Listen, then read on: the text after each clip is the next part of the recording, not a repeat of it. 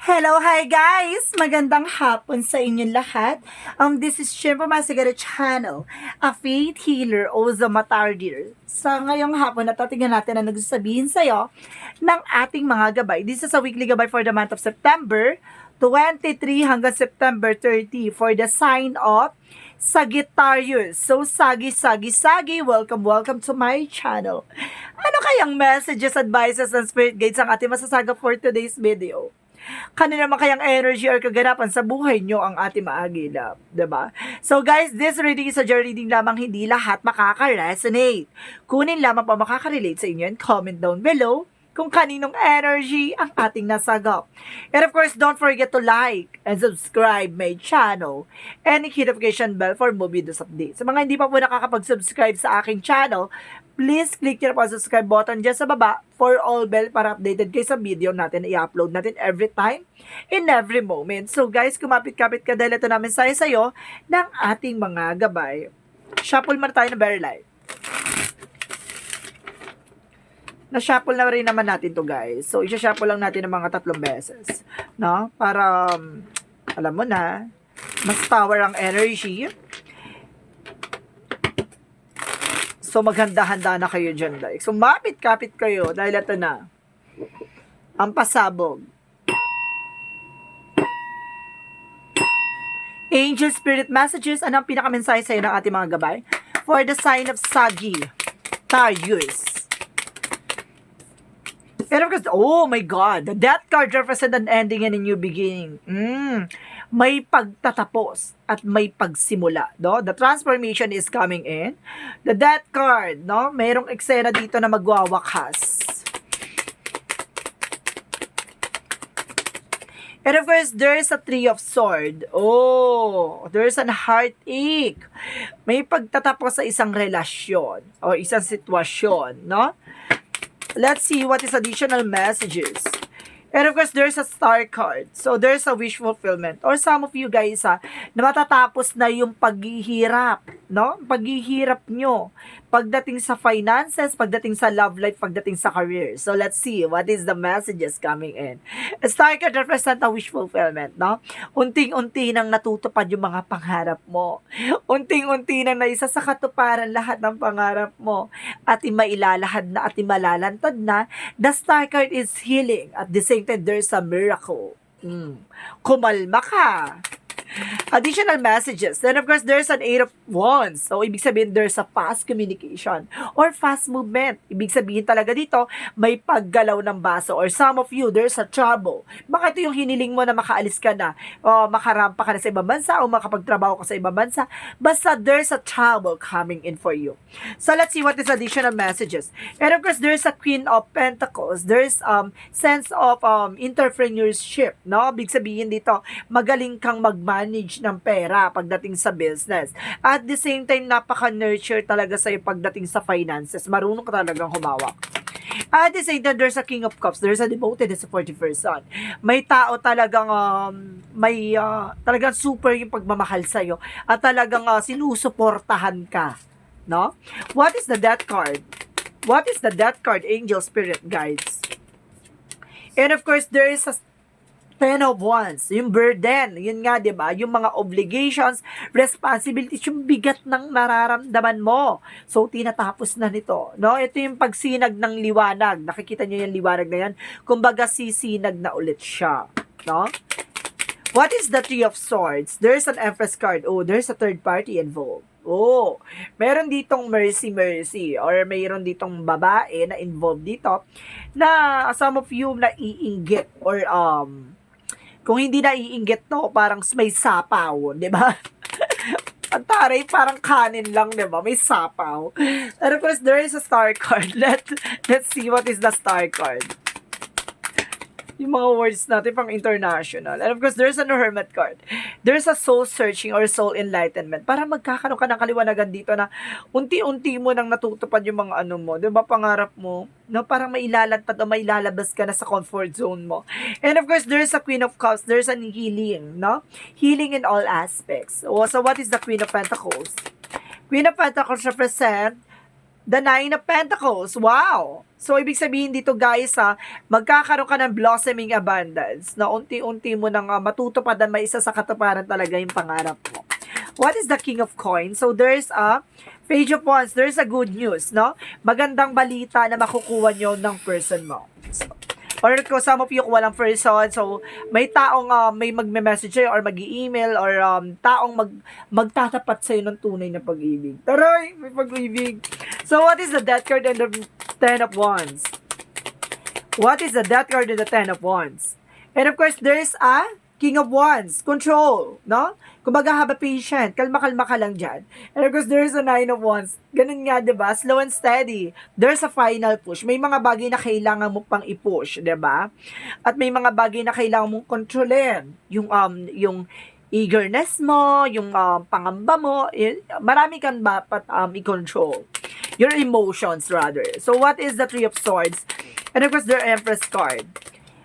Okay, sinasabi dito by the Four of Wands, there's a celebration coming in for you, no? Kumbaga, mayroong celebration dito na nagtagumpay ka sa likod ng maraming inggitera, 'di ba? Sa mga taong mga extra, 'di ba? Extra sa buhay mo, mga ambisyosa. Charis. And of course, there's the Star card, and of course, the Hermit card. Let's see, what is the Star card and the Hermit card? And of course, there's an Ace of Cups. There's a new beginning. No? New love life. May bagong pakilig dito na ito yung hiniling mo na sana matagpuan mo na siya. Diba? Na sana matagpuan mo na itong tao na to na magpapakilig at magmamahal sa'yo ng totoo. Diba? Ito na siya. Naparating na. And of course, there's a the Eight of Wands. And of course, the Queen of Cups. There's a Sun card. So, ibig sabihin, magkakaroon ka talaga ng clarity. Diba? Pasabag. Magkakaroon ka ng makaliwanagan dito and enlightenment. And of course, there's sa positivity at ma-attract mo raw yung mga good energies. So, let's see what is the Queen of Pentacles and the Nine of Pentacles. And of course, there's Ace of Pentacles, a big money coming in. Ibig sabihin, may pera talaga, malaking pera to. Kumapit ka, sasagana ka. Nagigigil ako, oh my God. Ito na yung offer na to is for a lifetime. This is an offer for a lifetime. So, don't miss it. So, what is the King of Cups and the Page of Wands? And of course, there's a Nine of Swords. Ibig sabihin dito, alisin mo yung anxieties, yung deceptions mo, or yung fear, no? Yung takot, no? Kumbaga, okay, meron daw gumagawa sa person mo, o may gagawa sa person mo ng hindi maganda. Kumbaga, may balita, no? Kumbaga, there's, fear and anxiety, hindi siya makatulog, hindi makapag-isip. Lutang tong person mo, no? May gumagawa sa person mo, naiingit. Kaya may third party dito. So, let's see. And of course, twin flame energy kayo nito and soulmate kayo na person mo, ha? So, what is the outcome? Ang outcome nito is Queen of Swords. There's an information na parang malayo pa lang tanaw mo na ikaw yung inggitera or ikaw yung taong gumagawa ang gano'n. Parang nasa-sense mo na yan. And of course, there's a Justice card. There's a karma and a good karma coming in for you. May hustisya, no? Justice will serve. Kaya kumapit ka. So, what is additional outcome for the career? For the career is the Chariot card. Parating na ang pagbabago. No, parating na ang eksena na magpapagulantang, magpapawindang sa buhay mo, 'di ba? Ito yung big money, 'di ba? Big pasabog. So, let's see what is additional messages for the health. For health is the Magician and the World card. So, ibig sabihin talaga dito, may gumagawa ng black magic sa inyo, ng person mo, no? Mag-ingat ka. So, what is additional for relationship? Sa relationship, there's a there's a Five of Pentacles, and of course, there's a Nine of Cups. Kumbaga, and of course, sinasabi dito na kailangan mong pag-isipan, no? Or kailangan mong i-analyze or i-visualize yung mga bagay-bagay. Four of Pentacles pala to. So, ibig sabihin, protect your power, protect your energy. Protectionan mo yung grounds mo, no? Kumbaga, mag-budget, mag-ingat sa paggastos, no? Kumbaga, pagdating naman sa partnership nyo, pag-ingatan mo tong person mo, ipagdamot mo, diba? Ipagdamot mo. Kasi baka masulot, diba? Baka masulot to. So, let's see what is additional messages for the Yin and Yang Oracle card.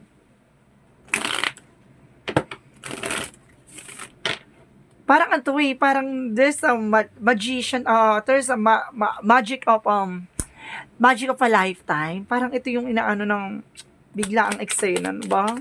Star card and of course the Ace of Pentacles, a big shots, So what is the Yin and Yang Oracle card? And of course, there's a spark, renewal. Ito yung panibagong eksena mo. Yung parang, my God, ito na yung bagong simula. Diba? There's a spark. Diba? And of course, nasabi dito, there's a faith. O, kasi divine intervention. May paalala sa'yo ang ating divine. Diba? Magtiwala at maniwala ka dito na may angels, signs or angels number na iyahatid sa'yo.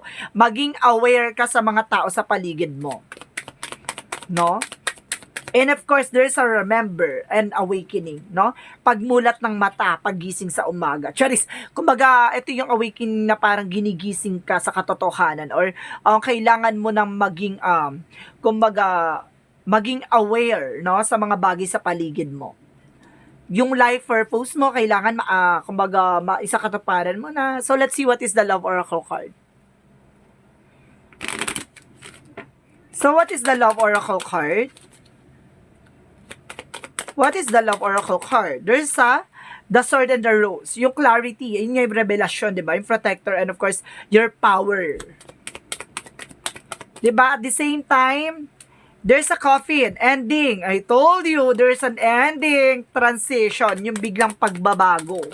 And of course, there's a girl with a snake. Oh, I told you so, diba? Mayroon taong talagang solotera dito, mag-ingat ka. And of course, there's a boat, closure issue. Kailangan i-close mo yung chapter 9 na, oh, diba? Hindi pwedeng ganyan. Walang sapaw, walang sapaw sa relasyon. Ganun. So, let's see what is additional messages. And of course, there's a service. Some of you public servant. At the same time, there's a doubt, no? Yung pag-aalinlangan mo. Nagkakaroon ka na ng gut feeling, kailang sundin mo yon, your instinct mo, no? Alisin mo yung doubt mo. Kasi binibigyan ka na ng answer. Ano ka pa rin, nag-i-inerte ka pa rin. Charis, oy, parang hindi mo pinapakinggan yung inner voice mo. What is additional messages? And you are on the right path, and of course, freedom. May kalayaan ka at nasa tamang direction ka. So, let's see what is the Monsology. What is the Monsology? What is the... Confident is your key to success, no? Kaya kailangan may confident ka sa sarili mo na, fresh ako, hindi na... Kumbaga, malayo ka sa akin. Ganun, Charis. Ano kasi nasabi sa'yo dito na kumbaga ipakita mo sa kanila or ipakita mo sa sarili mo na kaya mong lagpasan sila sa ganun eksena. Kaya mong maging successful in the near future. And because there's a communication is the key. Kumbaga, kailangan mo makipag-coordinate, kailangan mo makipag-usap sa person mo, heart-to-heart talk, no? No, o mag-ingat ka kasi mayroon ako nakita doon or mayroon ako nabasa na may lalapot o may lalatik sa'yo, o ganun. Kumbaga, sabihan mo ng ganun. At the same time, there's a prophecy. Oh, I told you, premonition, may pangitain na sa'yo, diba? Mayroon ng awareness dapat, diba? Kumbaga, kailangan mo na makinig, diba? Or some of you, there's a premonition, no? May kakayanan ka. And of course, there's an angel of support. Diba? Sinusuportan ka ng ating angel. Sinasabi na sa'yo, may yun yung premonition na may pahiwatig or may pahapyaw na sa'yo. Dapat makinig ka. Diba? And of course, there's an imagination. Yung pumapasok sa isip mo. Yun, ha? Hindi ka nababaliw. Ano yon? Instinct yon. And intuition. And of course, there's a choices. And you have a choice, no? Kung maniniwala ka o hindi. Kung dead mo. Bahala ka dyan. Masulot yan. Ganun. So, what is the chakra? And of course, there's an impatient. So, dapat marunong ka mag-antay. Diba? And of course, the workaholic. Some of you workaholic, ha? Kumaga, madaming ganap sa buhay talagang nakatutok at nakasubsub sa trabaho. So, what is the energy? And of course, there's an all tied up. Kung mawala ka sa mga negativity. Additional messages. And of course, 6 chakra Archangel Metatron. So, ibig sabihin talaga may chakra talaga, may sinasabi dito na may spark, diba? Parang may sudden changes, ganon. And of course, there is a 4 chakra Archangel Raphael for healing. Magkakaroon ka daw ng healing. So, let's see, what is Archangel Raphael messages? What is Archangel Raphael messages? Leave the stressful situation behind. See? Kumbaga, pakawalan mo rin yung mga unhealthy situation, diba? Alam mong hindi makakatulong sa inyo, nakaka-stress lang yung dead ma ka dyan, diba? Kumbaga, siguro sa trabaho, diba? Kumbaga, sinasama ka sa mga ganyang issue, dead ma ka. Ganon. Kumbaga, about naman sa business, diba? Kumbaga, may chumichika sa'yo na ganito, ganyan na hinahatid ni ganito, na ano daw, sinisiraan ka, dead ma. Ganon. Diba? Piliin mo yung ilalaban mo. So, what is the romance angels? Romance angels represent the chemistry. Oh my God. May chemistry kayo daw ng person mo. No? May magnetic attraction kayo. Yung kahit malayo kayo sa isa't isa, mahal na mahal yung isa't isa. No? So, what is Archangel Raphael? Michael. Positive thoughts create a positive outcome. So, ibig sabihin na positive result. So, ibig sabihin dito, kailangan na lagi kayong positive. Huwag kayong nag-attract ng negativity. And of course, focus upon divine perfect health. No? Some of you, kumbaga tututukan nyo yung health nyo. Kapag may naramdaman na kayo gato, iwasan na yung mga bawal. Diba? So, what is the Jesus loving quotes? So, what is the Jesus loving quotes? Come to me, all you that labor and are heavy laden, and I will give you the rest. So, ibig sabihin daw, lumapit ka raw kay Jesus, sa ating Panginoon, sa ating Ama, diba? Lumapit ka sa Kanya, at ibigay mo at bitawan mo lahat ng bigat na nararamdaman mo.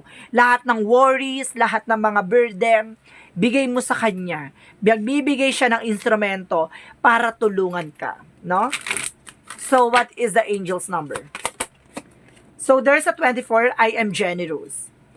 You have a heart of a gold and are very skilled and at maintaining balance. Stable relationship, you are loyal to your loved ones and are able to the nurturer, protector, and provider at all once. So, ibig sabihin dito, napaka-protektado and nagsasakripisyo ka sa ngalan ng pag-ibig at pamilya, no? Kumbaga, napaka-generous mong tao, na mapagbigay, mapag-unawa, kumbaga, napaka-lovable mo. So, ibig sabihin dito, na kino-congratulate ka ng angel spirit. So, what is the messages of life?